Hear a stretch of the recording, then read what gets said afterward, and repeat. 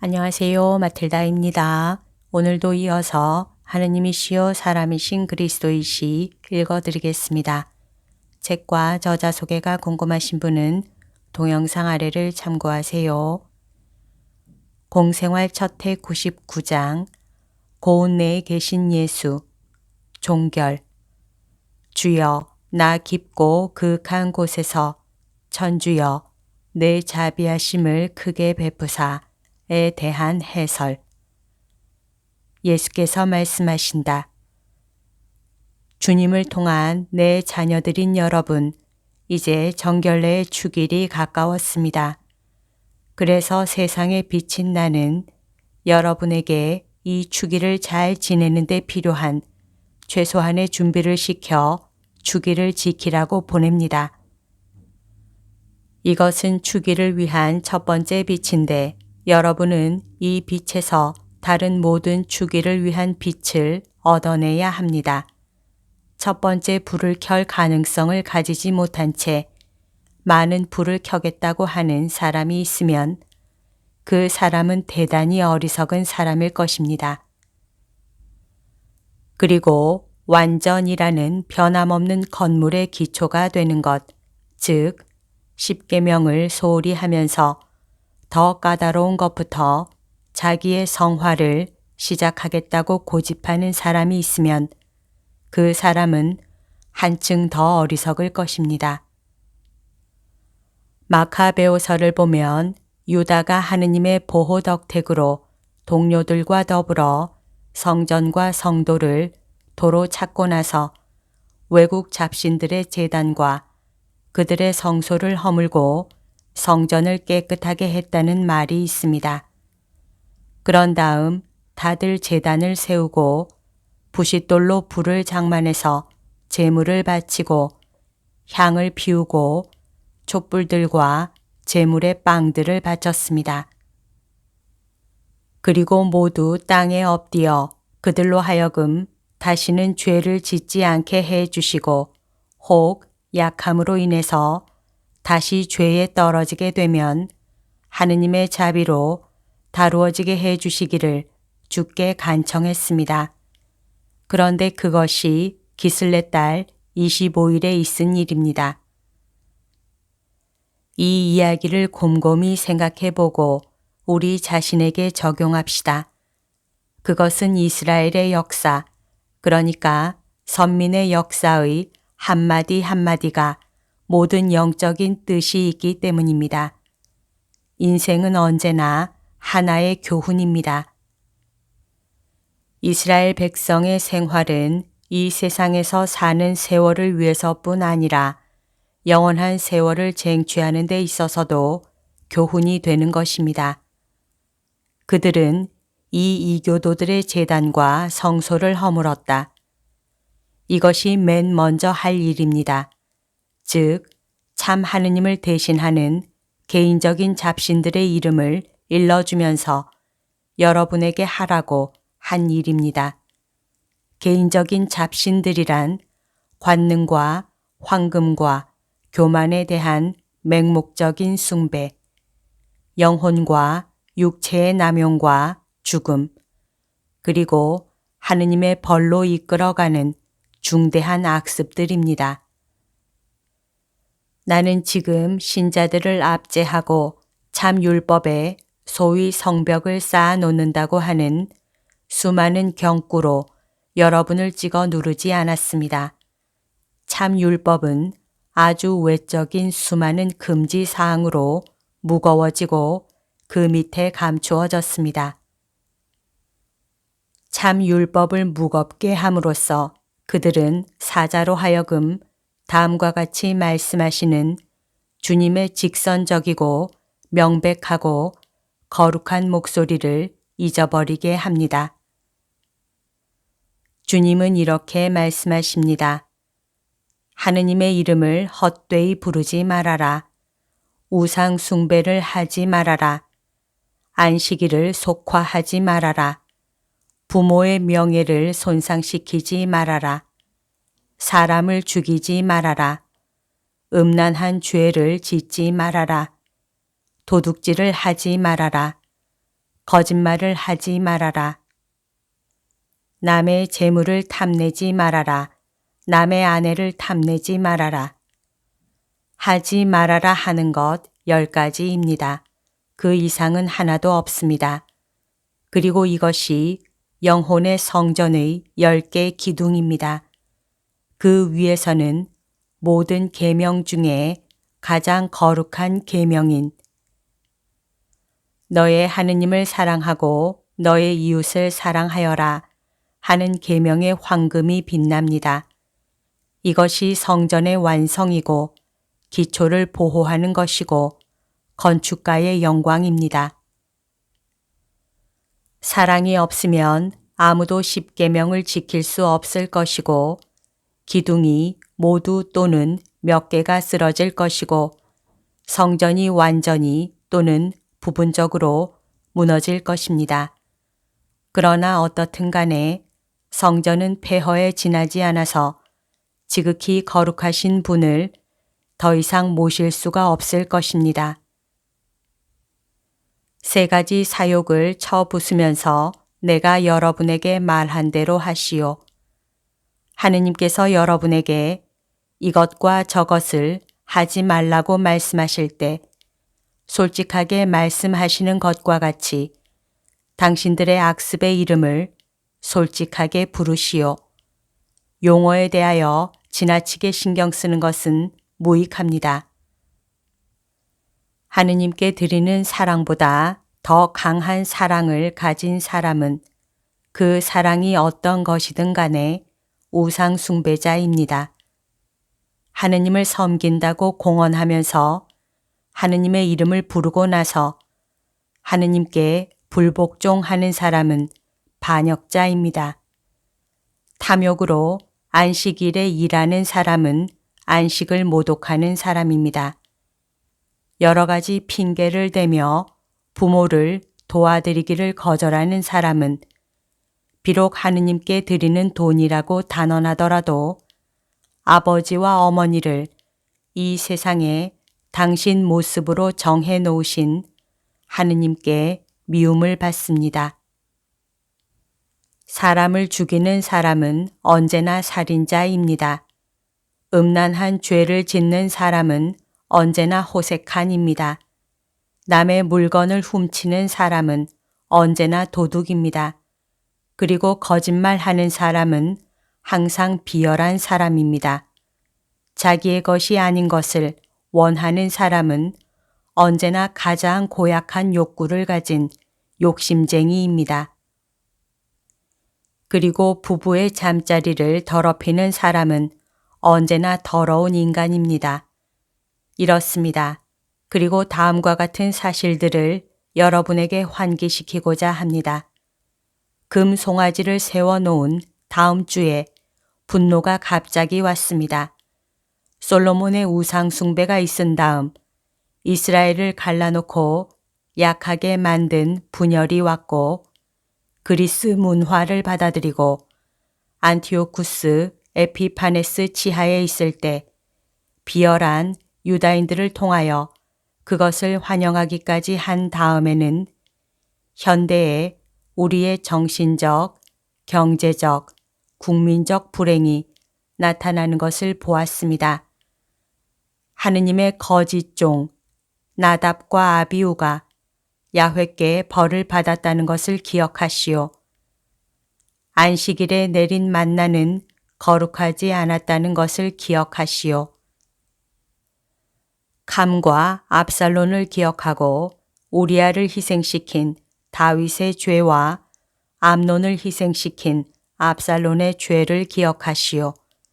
압살론과 암논의 최후를 기억하고 도둑 헬리오도르와 시몬과 에넬라우의 운명을 기억하시오. 수산나에 대하여 거짓 증언을 했던 두 중상하는 사람의 부끄러운 최후를 기억하시오. 이러한 예를 틀림없이 들 수 있을 겁니다. 그러나 마카베오 형제들 이야기를 다시 합시다. 그리고 그들은 성전을 깨끗하게 하였다. 나는 부순다 하고 말하는 것으로 충분하지 않고 나는 깨끗하게 한다 하고 말해야 합니다.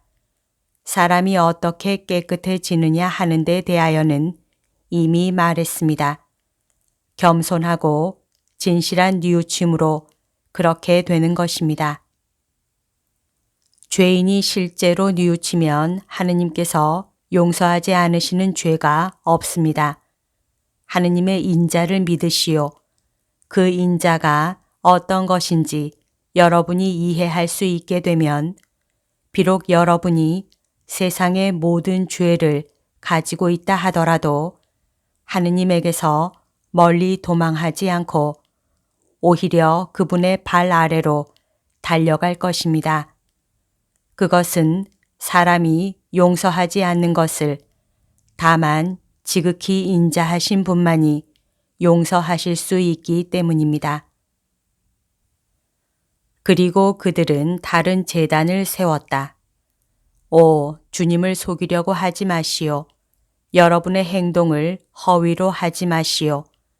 하느님과 만몬을 섞지 마시오. 그러면 여러분은 한 제단은, 즉 하느님의 제단은 빈 것을 가지게 될 것입니다. 그것은 만일 전에 있던 제단에 아직 남은 것이 있으면 새 제단을 세워도 소용없기 때문입니다.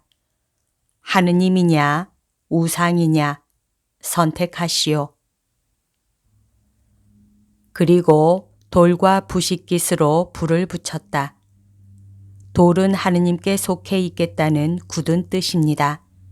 부싯깃은 여러분이 이제부터 일생을 두고 하느님의 마음 안에서 여러분의 죄의 기억까지도 없애겠다는 갈망입니다. 그렇게 되면 불이, 즉 사랑이 솟아납니다.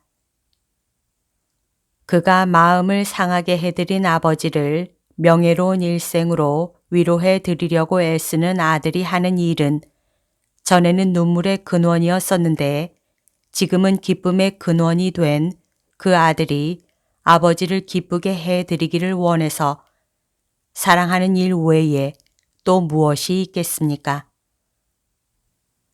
그래서 이제 이런 상태에 이른 여러분은 제물을 바치고 향을 피우고 촛불과 빵을 가져올 수 있습니다. 제물이 하느님께 불쾌감을 드리는 것이 되지 않고 오히려 기도가 하느님의 마음에 들게 될 것이고 제단이 정말로 밝게 비추어지고 여러분이 날마다 바치는 음식이 잔뜩 쌓일 것입니다. 여러분은 우리의 보호자가 되어 주십시오 하고 기도할 수 있을 것입니다. 하느님께서 여러분의 벗이 되실 터이니까요. 그러나 자비로우신 하느님께서는 여러분이 불쌍히 여겨 주십시오 하고 부르짖기를 기다리지 않으시고 여러분의 소원을 앞질러 자비의 화신을 보내셔서 이렇게 말하게 하셨습니다. 희망을 가지시오. 나 진정으로 말합니다만 하느님께서 여러분을 용서하십니다. 주께로 오시오 하고 여러분 가운데 벌써 제단이 하나 있습니다. 그것은 새로운 제단입니다. 이 새로운 제단에서 빛과 용서가 강물처럼 쏟아져 나옵니다. 이 강물은 기름처럼 퍼져서 병을 고쳐주고 힘을 줍니다. 그 새로운 제단에서 나오는 말을 믿으시오. 나와 더불어 여러분의 죄를 슬퍼하시오. 레위파의 제관이 합창단을 지휘하는 것과 같이 나도 여러분의 목소리를 하느님께 올려보냅니다. 그러면 하느님께서는 여러분의 탄식이 내 목소리에 합해져 있으면 그것을 물리치지 않으실 것입니다. 육체로는 사람들의 형제이고 영으로는 아버지의 아들인 내가 여러분과 더불어 나를 낮추고 여러분 대신 여러분과 함께 이렇게 말합니다. 인간인 제가 떨어진 깊은 구렁에서 주님 당신께 부르짖습니다. 자기를 들여다보고 한숨 짓는 사람의 목소리를 들으시고 제 말에 귀를 막지 마십시오. 오 하느님, 저를 보시면 소름이 끼치지요. 제 눈으로 보아도 소름이 끼칩니다. 그러니 당신 눈으로 보면 어떠하겠습니까? 주님, 제 죄를 보지 마십시오. 그렇지 않으면 당신 앞에 머물러 있을 수가 없습니다. 오히려 제게 자비를 베풀어 주십시오. 당신은 내가 바로 자비이다 하고 말씀하셨지요. 그래서 당신의 말씀을 믿습니다. 상처를 입고 낙담한 제 영혼이 당신께 기대고 당신의 약속을 믿습니다. 그리고 새벽에서 밤중까지 어려서부터 늙을 때까지 당신께 바라겠습니다.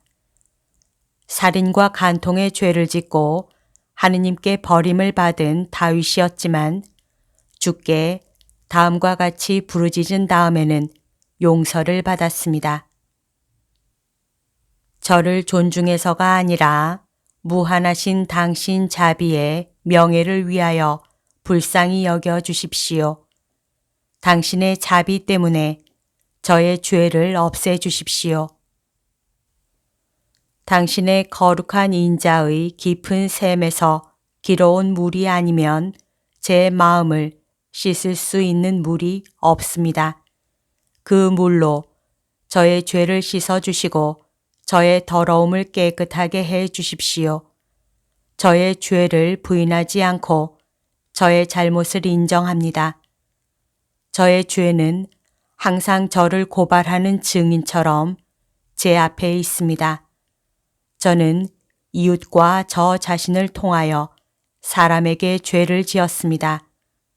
그러나 무엇보다도 당신께 죄 지은 것을 후회합니다.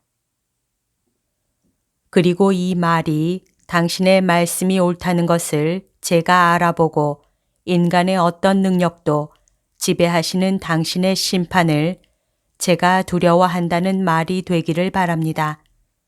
오 영원하신 하느님, 그러나 제가 죄 중에 태어났고 저를 뵌 여인도 죄녀였다는 것을 생각하시고 당신의 지혜를 저에게 드러내 보이시게 될 만큼 저를 사랑하셨고 당신의 가장 심오한 진리들의 신비를 이해하라고 당신의 지혜를 저에게 주셨음을 생각하십시오. 그리고 당신이 저를 위하여 이렇게도 많은 것을 주셨는데 제가 당신을 두려워해야 하겠습니까? 아닙니다. 저는 두려워하지 않습니다. 고통에 쓰라린 물을 저에게 뿌려 주십시오. 그러면 높은 산에 있는 눈처럼 희게 될 것입니다. 당신의 목소리를 저에게 들려주십시오. 그러면 당신의 창피당한 종이 기뻐서 어쩔 줄 모를 것입니다. 당신의 목소리는 비록 꾸지람일지라도 기쁨이요 즐거움이기 때문입니다. 당신의 얼굴을 돌려 저의 죄를 보십시오. 당신의 눈길이 저의 죄를 없앨 것입니다. 당신께서 저에게 주신 마음이 사탄과 저의 인성의 약함으로 더럽혀졌습니다. 제 안에 깨끗한 새 마음을 만들어 주시고 당신 종의 오장육부에 있는 부패를 없이 하시어 당신의 종 안에 다만 올바른 정신만이 지배하게 해 주십시오. 그러나 저를 당신 앞에서 쫓아내지 마시고 당신의 우정을 저에게서 거두지 마십시오. 당신에게서 오는 구원만이 제 영혼의 기쁨이 되고 지극히 높으신 당신의 영이 창피를 당한 자의 위안이기 때문입니다. 제가 사람들 있는 데 가서 이렇게 말하게 해 주십시오. 주님이 얼마나 착하신지 보시오. 주님의 길로 걸어가시오. 그러면 당신들도 나와 같이 축복을 받을 것입니다. 팔싹둥이였었는데 나에게 다시 살아난 은총으로 다시 하느님의 아들이 된 나와 같이 말입니다 하고, 그러면 불경건한 사람들이 회개하여 당신께로 돌아올 것입니다. 피와 살이 제 안에서 반항하고 고함을 칩니다. 내 영혼의 구원이신 주님, 저를 구해내 주십시오. 그러면 당신의 찬미를 노래하겠습니다. 전에는 몰랐지만 이제는 깨달았습니다. 당신이 원하시는 것은 순양을 바치는 제사가 아니라 뉘우치는 마음의 번제라는 것을. 뉘우치고 자기를 낮추는 마음은 순양과 양들보다도 더 당신 마음에 듭니다.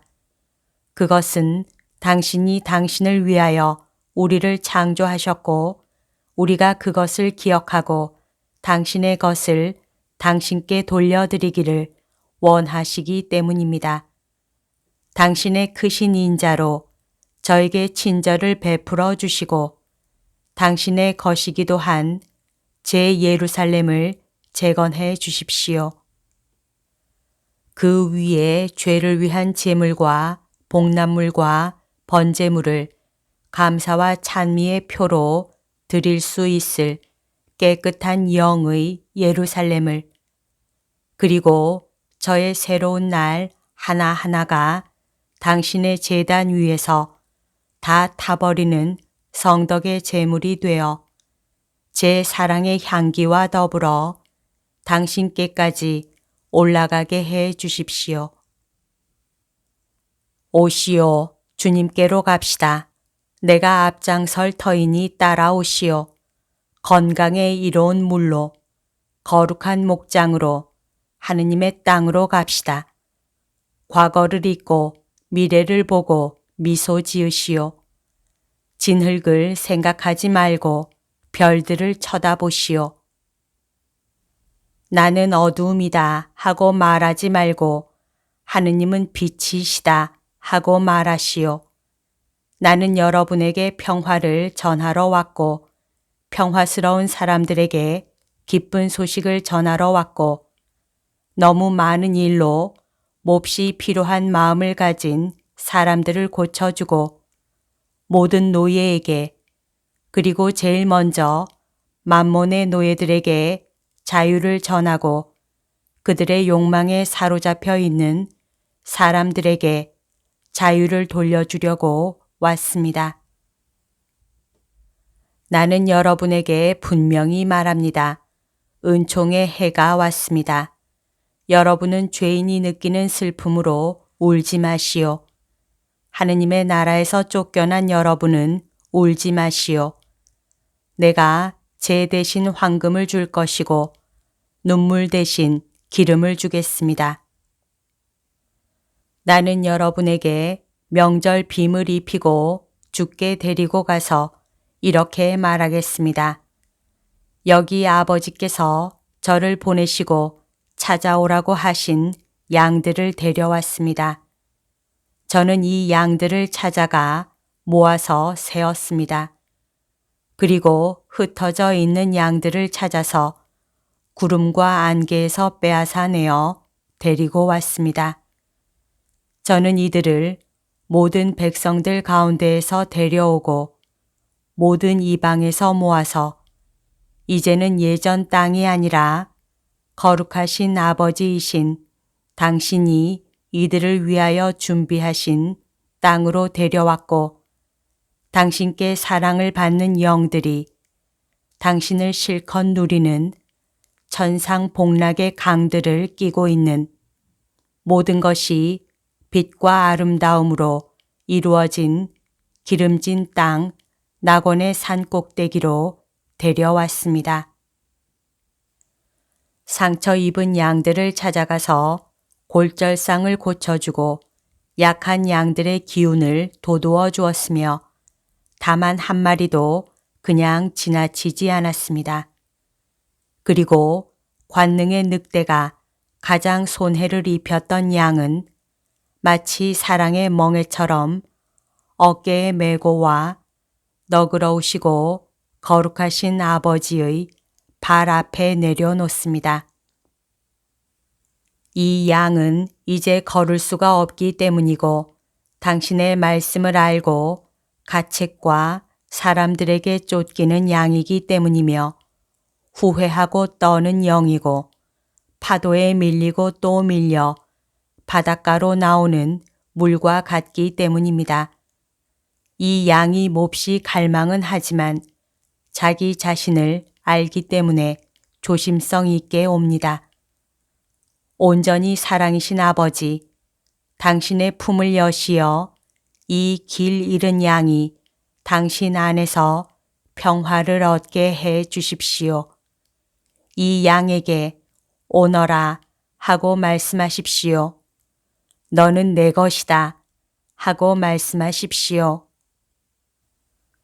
이 양은 모든 사람에게 속했었는데 지금은 거기에 실증이 나 있습니다.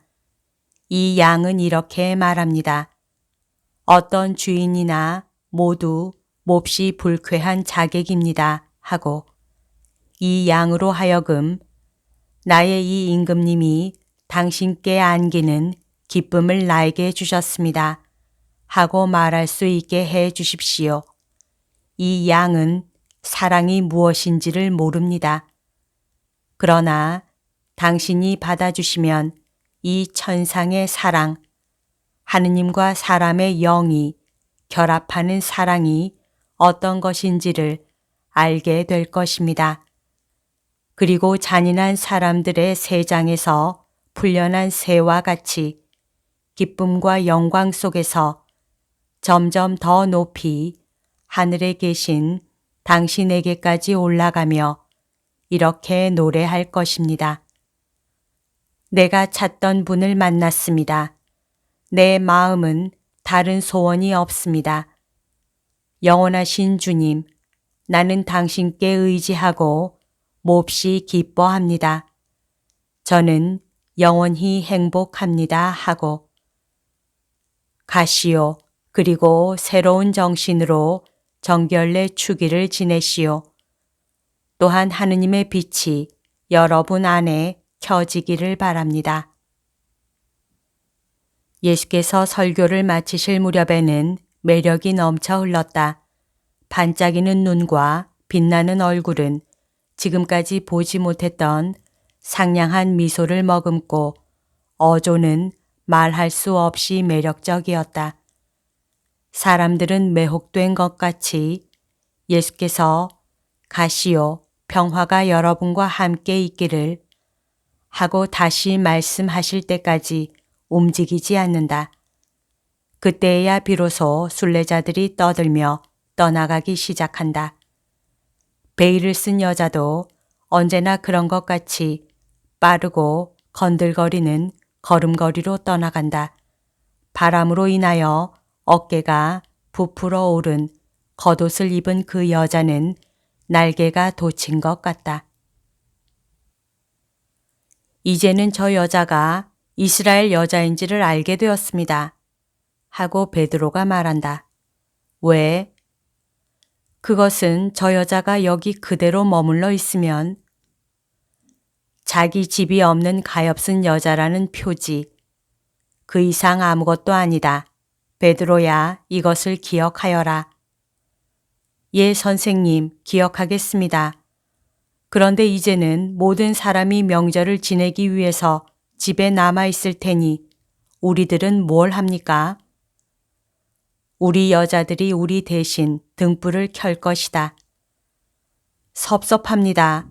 내 집안의 등불이 켜지는 것을 보지 못하거나 제가 그 등불들을 켜지 않는 것이 이번이 첫 해가 됩니다. 너는 커다란 어린애로구나. 우리도 등불을 켤 것이다. 그렇게 하면 내가 생기 없는 얼굴을 하지 않겠지. 그리고 내가 등불을 켜라. 제가요?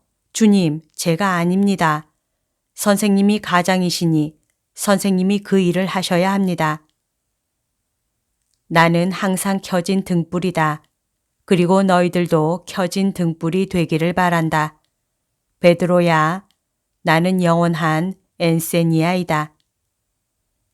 엔세니아는 서기전 164년에 유다 마카베오가 더럽혀진 예루살렘 성전을 깨끗하게 한 것을 기념하는 명절입니다. 너는 내가 바로 기슬레 달 25일에 세상에 태어났다는 것을 아느냐? 아, 얼마나 많은 불이 켜졌는지 누가 알겠습니까? 하고 베드로가 놀라서 묻는다. 이루 헤아릴 수가 없었다.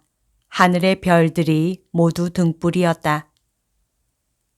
아닙니다. 나자렛에서는 사람들이 선생님을 환영하지 않았었지요. 나는 나자렛에서 나지 않고 베들레헴의 폐허에서 났다. 요한이 침묵을 지킬 줄 알았구나. 요한은 순종을 잘한다. 그리고 호기심도 없습니다. 그러나 저는 호기심이 대단히 많습니다. 그 얘기를 해주시겠습니까? 선생님의 가엾은 시몬에게요. 그렇지 않으면 선생님에 대한 말을 어떻게 하겠습니까?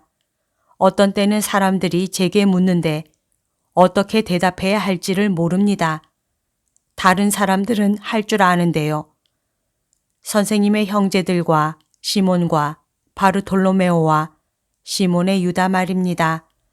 그리고 그렇지요. 토마도 말할 줄 압니다. 그 사람은 자기 물건을 팔려고 시장에서 선전 광고를 하는 사람과 같습니다. 그러나 어떻든 말은 하게 됩니다. 마테오는 그 사람도 잘 해나갑니다. 징세 계산대에서 사람들을 등쳐 먹는 데 쓰던 옛날 솜씨. 다른 사람들이 당신 말이 옳소 하고 말하게 강요하는 데 쓰던 옛날 솜씨를 발휘합니다. 그러나 저는 가엾은 요나의 아들 시몬은 그렇지만 물고기들이 제게 무엇을 가르쳐 주었습니까? 2가지를 가르쳐 주었습니다. 그러나 소용이 되지 않는 것입니다. 물고기들은 입을 다무는 것과 꾸준함을 가르쳐 주었습니다. 그놈들로는 그물에서 빠져나가려는 꾸준함, 그리고 저로서는 그놈들을 그물 속으로 몰아 넣으려는 꾸준함을 말입니다. 호수는 용감한 것과 모든 것을 잘 살펴보는 것을 가르쳐 주었습니다. 그리고 배는요, 제 근육을 아끼지 않고 노력하는 것과 물이 흔들려 빠질 위험이 있어도 서 있는 것을 가르쳐 주었습니다. 북극성을 쳐다보는 눈, 키의 손잡이를 단단히 잡은 손, 힘, 용기, 꾸준함, 주의. 이것이 제 가엾은 인생에서 배운 것입니다. 예수께서는 베드로의 어깨에 한 손을 얹으시고 다정스럽게 몹시 감탄하시는 눈길로 그 순진을 정말 감탄하시는 눈길로 그를 바라보시며 흔드신다. 그리고 이렇게 말씀하신다. 시몬 베드로야, 그런데 그것이 너에게는 별것이 아닌 것으로 생각되느냐? 너는 내 반석이 되기에 필요한 것을 다 가지고 있다. 보탤 것과 떼어낼 것이 아무것도 없다. 시몬아, 너는 영원한 지도자가 될 것이다. 그리고 너의 뒤를 이을 사람에게 이렇게 일러라. 눈으로는 북극성, 즉 예수를 쳐다보고 손으로는 키 손잡이를 단단히 잡고 힘과 용기, 꾸준함, 주의를 가지고 끊임없이 노력하고 모든 것을 살펴보고 물이 마구 출렁거려도 서 있을 줄을 알라고 침묵에 관하여는 자, 물고기들이 그것을 가르쳐 주지 않았느냐. 그러나 제가 말할 줄 알아야 할 것에 대해서 저는 물고기보다도 더 벙어리입니다. 다른 말은 또 어떻습니까? 암탉들까지도 제가 하는 것만큼은 꼬꼬댁거릴 줄을 압니다. 그런데 선생님, 말씀해 주십시오. 저에게도 아들을 하나 주시겠습니까? 저희들은 나이가 많습니다. 그렇지만 세례자도 나이 많은 여인에게서 태어났다고 말씀하셨지요. 그리고 방금 너의 뒤를 이을 사람에게 이렇게 말하여라 하고 말씀하셨지요. 그런데 어떤 사람에게 아들이 없으면 뒤를 이을 사람이 누구입니까?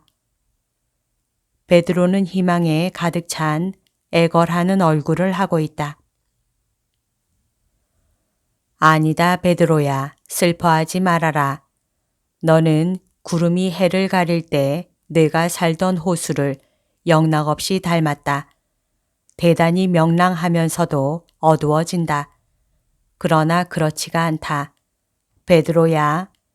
그러나 너는 아들 하나를 두지 않고 아들 수천 수만 명을, 그것도 세상의 모든 나라에 두게 될 것이다. 내가 너에게 너는 사람들을 낚는 어부가 될 것이다 하고 말한 날이 생각나지 않느냐? 아, 예.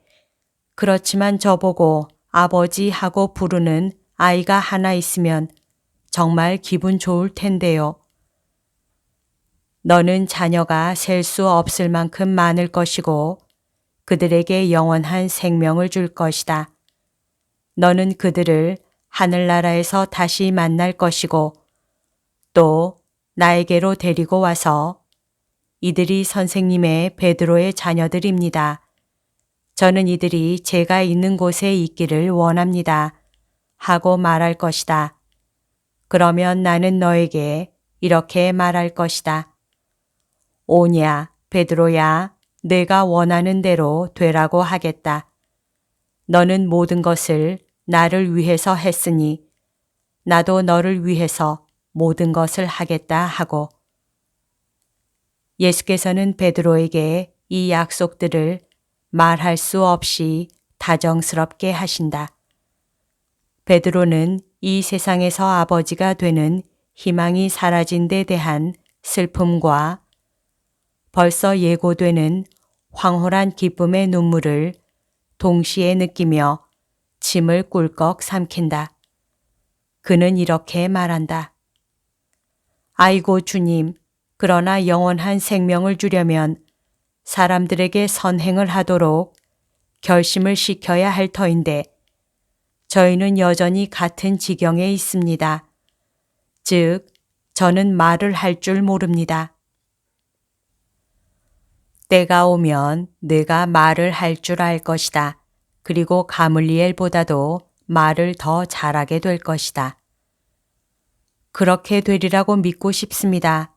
그러나 선생님이 이 기적을 행하십시오. 제가 저의 힘으로 그 지경에 이르러야 한다면 예수께서 늘 하시는 것처럼 조용히 웃으시며 말씀하신다. 오늘은 내가 온전히 너의 것이다. 마을에 그 과부를 보러 가자. 나에게는 비밀히 들어온 기부가 하나 있다. 팔아야 할 가락지이다. 내가 이 가락지를 어떻게 얻었는지 아느냐? 내가 이 버드나무 아래서 기도를 드리고 있는데 돌 한 개가 내 발 아래로 굴러왔다.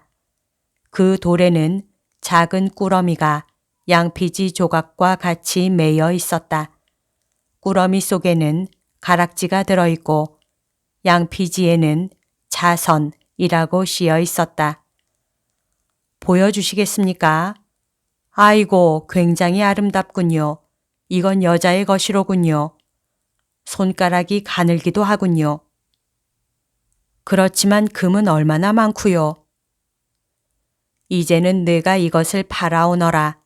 나는 그런 일을 할 줄 모른다. 여관 주인이 금을 산다는 것을 나도 안다.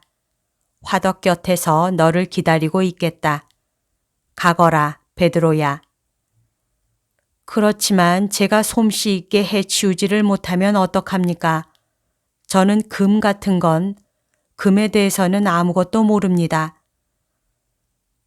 이것은 배가 고픈 사람들을 위한 것이라고 생각하고 최선을 다하여라. 자, 갔다 오너라. 그러니까 베드로는 오른쪽으로 가고 예수께서는 더 천천히 왼쪽에 있는 마을 쪽으로 가신다. 마을은 관리인의 집 너머에 있는 작은 숲을 뒤로 꽤 멀리 바라다 보인다.